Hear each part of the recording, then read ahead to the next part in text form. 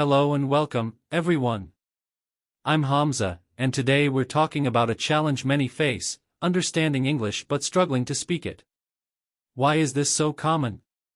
What can we do about it? Let's dive in. Sarah and I will share some experiences, practical tips, and even role-play situations to help you feel confident in your English-speaking journey. Hi everyone, I'm Sarah.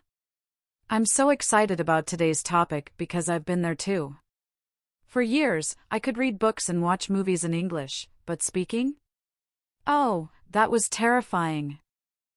You know, I grew up in a place where we were taught English in school, but it was all grammar and writing. Speaking? Almost never. Does this sound familiar to you? Hamza, I totally agree. We're taught to focus on grammar, exams, and writing essays, but no one tells us how to talk in real-life situations. One key reason this happens is the lack of real-world speaking practice. We learn how to conjugate verbs but don't learn how to ask someone for directions. For me, it was about confidence. I always thought, what if I say it wrong? What if they laugh at me? So I just stayed silent. But then I realized something important: native speakers aren't perfect either. They make mistakes all the time and no one cares. But you know what? It's not your fault. Traditional language learning focuses too much on perfection rather than communication. Sarah, let me ask you this: when did you first notice that you could understand English but hesitated to speak it? One tip I swear by is starting with small conversations. Like saying, "Hi, how are you?" to a shopkeeper or greeting your neighbors. Another thing that helped me was shadowing. That's when you repeat after someone, like in a TV show or a podcast. You mimic their tone and pronunciation. Speaking of mistakes, Hamza, I want to ask, do you think perfectionism holds us back in learning a new language? Fear of making mistakes. So many learners are afraid of sounding wrong. Let me share a quick story of mine. During a trip abroad, I realized the magic of speaking simple English. People understood me even if my grammar wasn't perfect. We'll also discuss how to break that invisible barrier between understanding and speaking. Sarah will now share some tips she's found super helpful. Over to you, Sarah. Let's not forget the power of technology. Apps like Duolingo, HelloTalk, or even YouTube can help you practice speaking.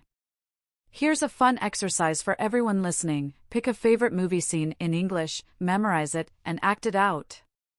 It's a game changer.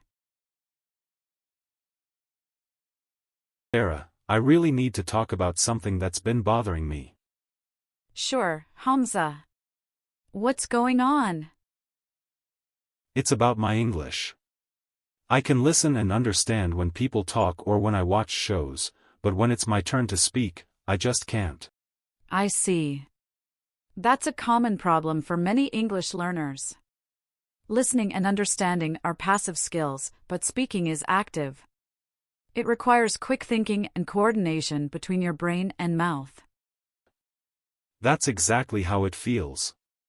When I listen, I think, okay, I got this, but when someone asks me a question, my mind goes blank.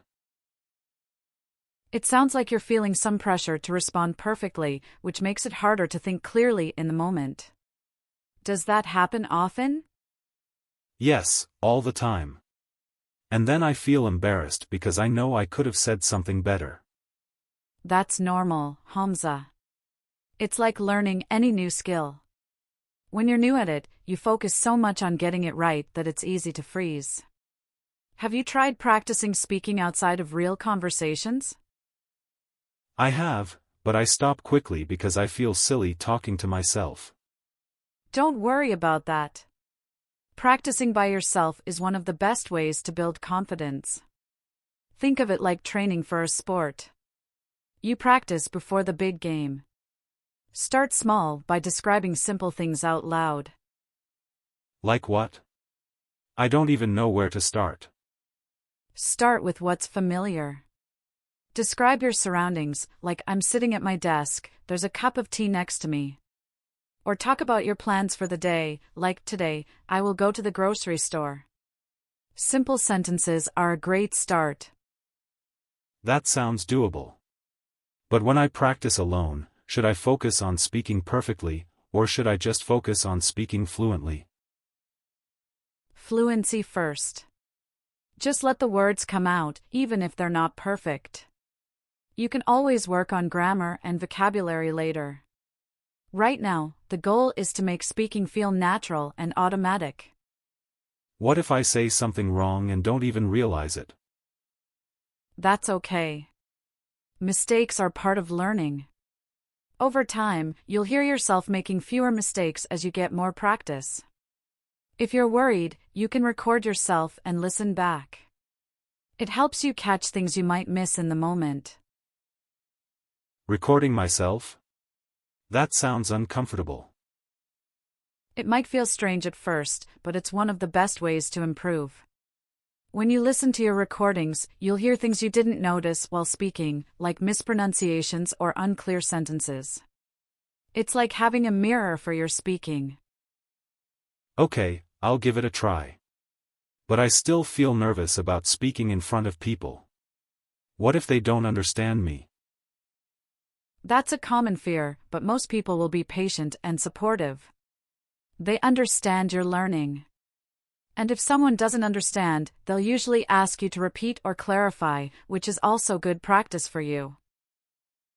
I've been thinking about joining an English conversation group, but I'm not sure if I'm ready. Conversation groups are fantastic. You don't have to be perfect to join. Everyone there is learning, so it's a safe space to practice.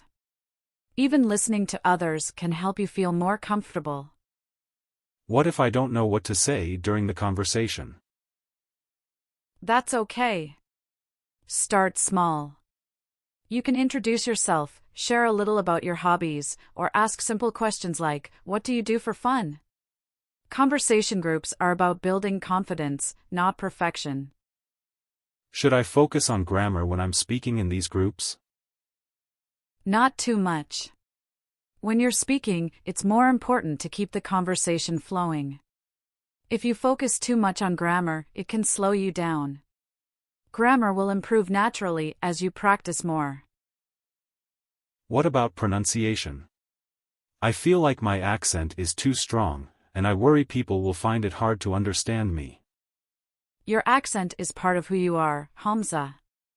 As long as your speech is clear and people can understand you, your accent doesn't matter. Over time, pronunciation will improve naturally, especially if you mimic native speakers. Do you think listening to English shows can help with pronunciation? Absolutely. Listening to English shows and podcasts is great for picking up natural pronunciation, intonation, and rhythm. Try repeating what the characters say or pausing and shadowing their lines. I've tried that, but it feels awkward. It's normal to feel awkward at first. But think of it as practice for your muscles, your mouth, tongue, and vocal cords need to get used to new sounds. With time, it'll feel more natural. Do you think it's possible to improve speaking without sounding like a native speaker? Definitely. Fluency isn't about sounding like a native speaker, it's about being understood and expressing yourself clearly. Many fluent English speakers have accents, and that's perfectly fine. Thanks for all these tips, Sarah. They're really helpful. What's the one thing you think I should focus on first? Start by speaking daily, even if it's just to yourself.